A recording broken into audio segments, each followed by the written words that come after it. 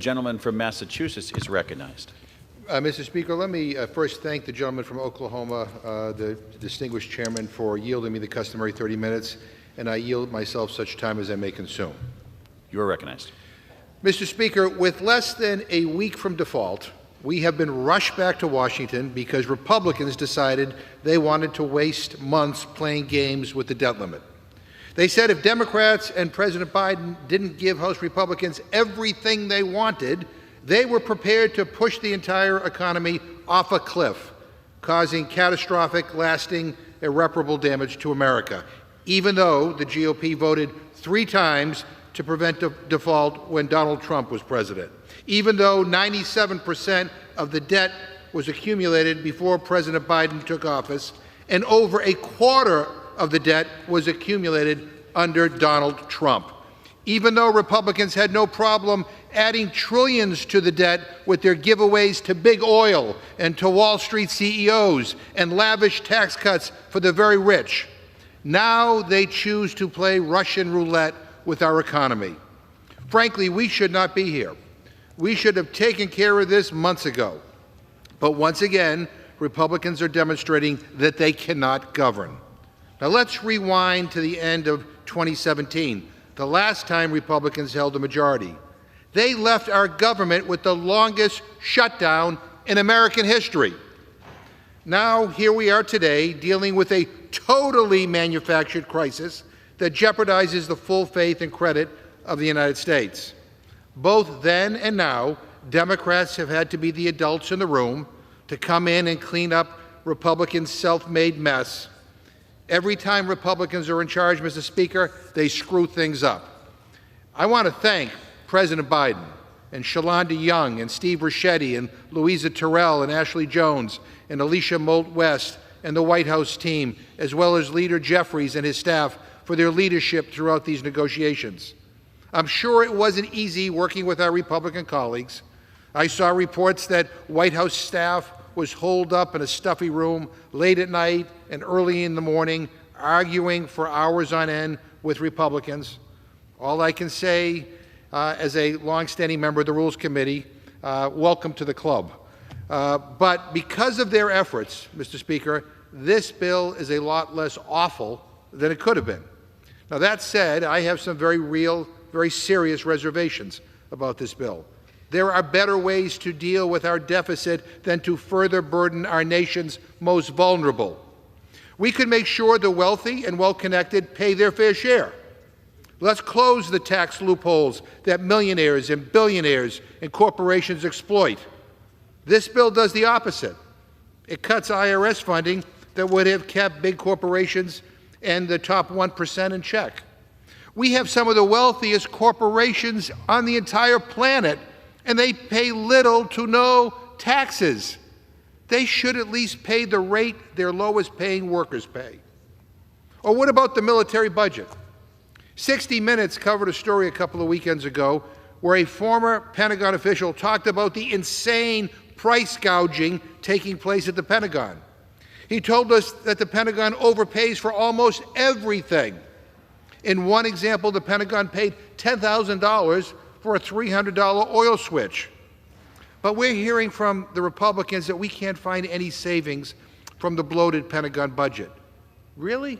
Instead, they say, let's continue to take from the most vulnerable in our country. Give me a break. I know my Republican friends claim that investing less in military expenditures would somehow undercut our national security. Yes, we want a defense budget that ensures we are second to none. But to put everything in perspective here, we spend more on our national defense than the next 10 countries combined, including China and Russia. Defense spending accounts for nearly half of discretionary spending. Our national security is so much more than bullets and bombs. It is health care, it is education and food, it is a clean environment, it's good jobs and safe neighborhoods. It includes adequate support for our veterans, our seniors, and for our children, all the things that strengthen our communities. And honestly, Mr. Speaker, thank God for Joe Biden. He secured expanded food benefits for some of the most vulnerable individuals, like veterans kids emerging from the foster care system, and the unhoused. It's clear the President entered these negotiations trying to protect as many people as possible from the GOP's war on the poor. But at the end of the day, we should not be making trade-offs between which vulnerable population gets to eat. I have a hard time understanding why we are kicking up to 700,000 older adults off of SNAP. It is just cruel. Food and hunger should not be a partisan issue. It is a human issue. But Republicans don't care who they hurt. We have over 30 million people in this country who do not know where their next meal will come from. And the current SNAP benefit, on average, $6 per person per day. That's $2 per meal. The majority of people on SNAP who can work do work. And we also know that work requirements do not work. In February 2021, a report entitled "The Effects of Changing SNAP Work Requirements on Health and Employment Outcomes of Able-Bodied Adults Without Dependents," exactly what we're talking about here today. It was reported that losing SNAP made people less healthy and had no significant change in employment status. Again, work requirements do not work. But by the way, you know, if my Republican colleagues don't believe me, they could have held a hearing. They could have held a hearing in the Agriculture Committee or in the Nutrition Subcommittee. They didn't hold a single hearing on this issue, not one. They have no clue who this will adversely impact, and I don't even think they care. You would think that we want to go into this knowing exactly how this legislation would affect our constituents, but they didn't even have time for a hearing. And here's the kicker, Mr. Speaker, and you gotta love them, but many of the people in this chamber who are trying to take food away from struggling Americans are the same people who had their PPP loans forgiven. Some of my colleagues on the other side of the aisle received hundreds of thousands of dollars, some millions of dollars in taxpayer dollars that were used to forgive some of their loans. They had no problem with that. They just shrugged that off. But they say we cannot afford to help make sure that families can put food on the table. It is ridiculous.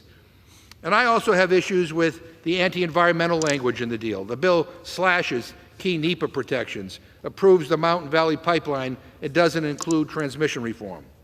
Look, we all knew there would have to be compromise. No side was going to get everything they wanted out of this deal.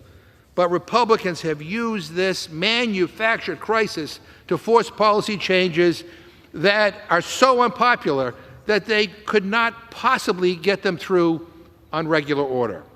And for some on the far, far, far right, and there's a lot of them over there, this bill isn't mean enough. Let that sink in, everybody. By weaponizing the debt ceiling, Republicans are establishing a precedent that will haunt us forever. That one party can use the full faith and credit of the United States as a hostage to pass their wildly unpopular ideas that they could not get done through the normal legislative process. It's a lousy, lousy, lousy way to govern. And let me conclude by saying that in this Republican-led Congress, it has become unfashionable to worry about the poor and the vulnerable, to believe in the principle that we should bring everyone along, that we must meet the needs of the many, not just of the few. Mr. Speaker, our goal should be to elevate people, not demean them. And the policies being advocated and forced upon us by my Republican friends do not reflect my values. And it is sad that for them, solving problems and uplifting all people apparently is not their mission. And with that, I reserve the balance of my time. The gentleman